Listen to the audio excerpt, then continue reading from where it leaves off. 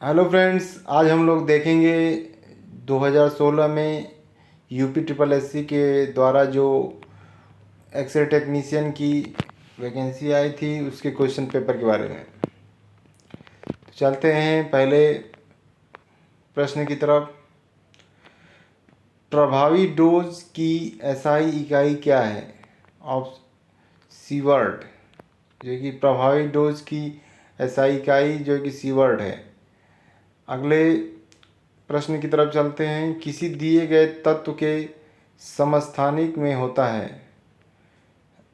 Proton की समान संख्या लेकिन न्यूट्रॉन की अलग अलग संख्या होती है। इसमें प्रोटॉन की जो है कि समान संख्या होती है लेकिन न्यूट्रॉन की अलग अलग संख्या होती है। प्रेरित धारा का परिमाण निम्न को छोड़कर सभी पर निर्भर करता है। इसका सही उत्तर है संवाहक की मोटाई। चलते हैं अगले प्रश्न की तरफ। निम्नलिखित में से कौन सा एक्सपोजर टाइमर अंतःक्षेपी इंटरवेंशन प्रक्रियाओं के लिए उपयुक्त है? इसका सही उत्तर है इलेक्ट्रॉनिक टाइमर। चलते हैं अगले प्रश्न की तरफ। लाइन फोकस सिद्धांत के अनुसार जो कि इसका सही उत्तर है प्रभावी केंद्रीय बिंदु आकार वास्तविक केंद्रीय बिंदु आकार से कम। चलते हैं अगले प्रश्न की तरफ। निम्नलिखित सभी कारक एक्सरे उत्सर्जन वर्णक्रम को प्रभावित करते हैं सिवाय। इसका सही आंसर है एक्सरे ट्यूब सामग्री। चलते हैं अगले प्रश्न की तरफ। प्रकाश विद्युत प्रभाव के बारे में निम्नलिखित सभी कथन सत्य हैं सिवाय। प्रकाश विद्युत प्रभाव की संभावना एक्सरे ऊर्जा की तीसरी पावर के सीधे अनुपातिक है।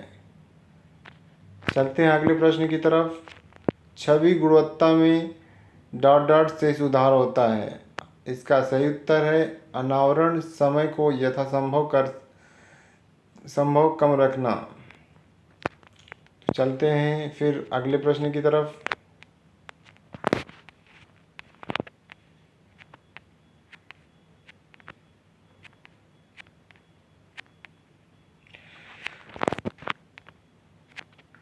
रोगी की शरीर संरचना के संपीड़न के संबंध में निम्नलिखित में से कौन सा कथन सही है?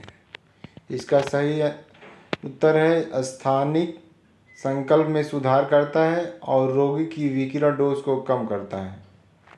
चलते हैं अगले प्रश्न की तरफ। निम्न में से सभी ग्रिड के प्रकार हैं सिवाय। जो है कि इसका सही उत्तर है बंद ग्रिड क्लोज ग्रिड। चलते हैं अगले प्रश्न की तरफ। स्थलाकृति एक शरीर रचना क्या है? इसका सही उत्तर है त्वचा की सतह के संबंध में शरीर के गहरे हिस्सों का अध्ययन। चलते हैं अगले प्रश्न की तरफ। शरीर के केंद्र से गुजरने वाला एक तल इसे दो समान दाएं और बाएं हिस्सों में विभाजित करता है। इसका सही उत्तर है मध्य सममितार्धीय तल। चलते हैं अगले प्रश्न की तरफ। शरीर में गुल्फ संबंधी हड्डियों टार्सल हड्डियों की संख्या है। सही उत्तर है 14।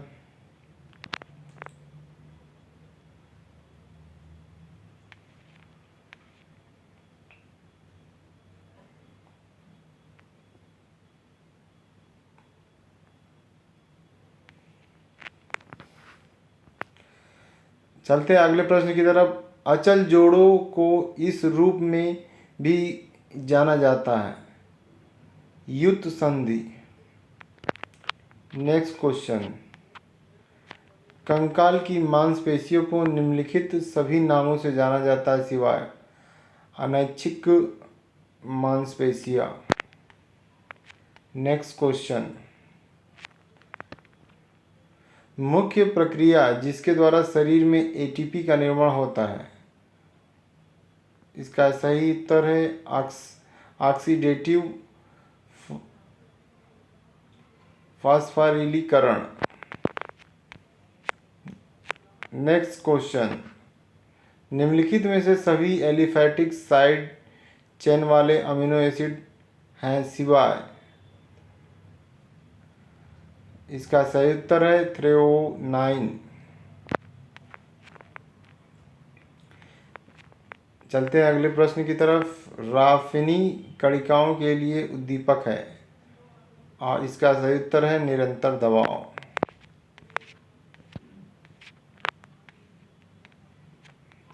नेक्स्ट क्वेश्चन, हृदय संबंधी पेसमेकर है। इसका सही उत्तर है ऐसे नोड। चलते हैं अगले क्वेश्चन की तरफ। Na++ सक्रिय रूप से विक्रिय नलिका के सभी भागों से बाहर ले जाया जाता है सिवाय इसके। इसका सही उत्तर है हेनले के लूप के पतले हिस्से। चलते हैं अगले प्रश्न की तरफ। स्क्रीन फिल्म रेडियोग्राफी में क्रॉस ओवर है। इसका सही उत्तर है विपरीत। रेडियोग्राफिक गहन स्क्रीन से प्रकाश के कारण एक पायस का अनावरण। नेक्स्ट क्वेश्चन, एक्सरे फिल्म की संवेदनशीलता से मेल खाने के लिए उत्सर्जित प्रकाश उचित तरंगदैर्ध्य रंग का होना चाहिए, इसे कहा जाता है। इसका सही उत्तर है वर्णक्रमीय मिलान। नेक्स्ट क्वेश्चन की तरफ चलते हैं।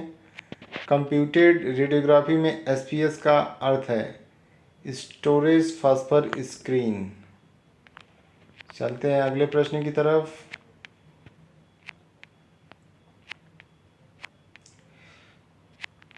बेरियम मील परीक्षण के संबंध में निम्नलिखित में से कौन सा गलत है। इसका सही उत्तर है बेरियम विपरीत माध्यम सामान्य रूप से 3 से 4 घंटे में इलियोसिकल सहस्त्रांश जंक्शन तक पहुंच जाता है। चलते हैं अगले प्रश्न की तरफ। एचएसजी करने के लिए बेहतर समय है। इसका सही उत्तर है मासिक धर्म की अवधि के पहले 5 से 10 दिन। चलते हैं नेक्स्ट क्वेश्चन की तरफ। बाहरी विकिरण जोखिम को देखते हुए कोशिका चक्र का सबसे प्रतिरोधी चरण है लेट एस चरण। चलते हैं अगले प्रश्न की तरफ। त्वचा एरिथेमा के लिए प्रारंभ डोज है 200 GY।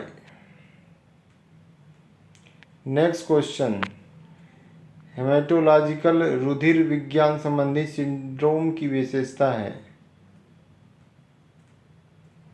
इसका जो कि ऑप्शन जो सही था ए और बी दोनों सही थे। रेडियो डर्मेटाइटिस है। इसका सही उत्तर है विकिरण का संभाव्य इस प्रभाव। एनसीआरपी का अर्थ है national council on radiation protection and measurement. चलते हैं अगले प्रश्न की तरफ।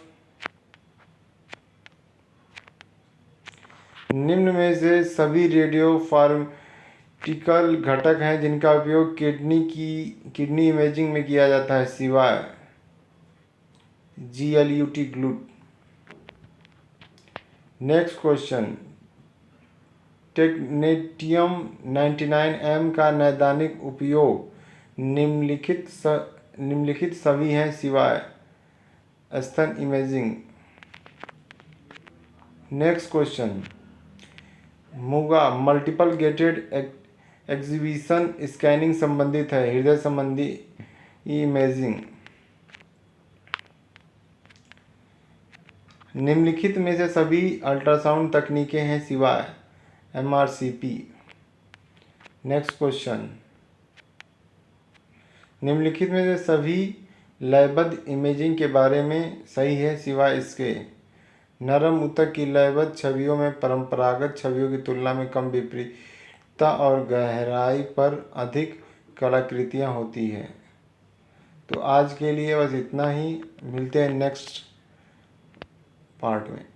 धन्यवाद।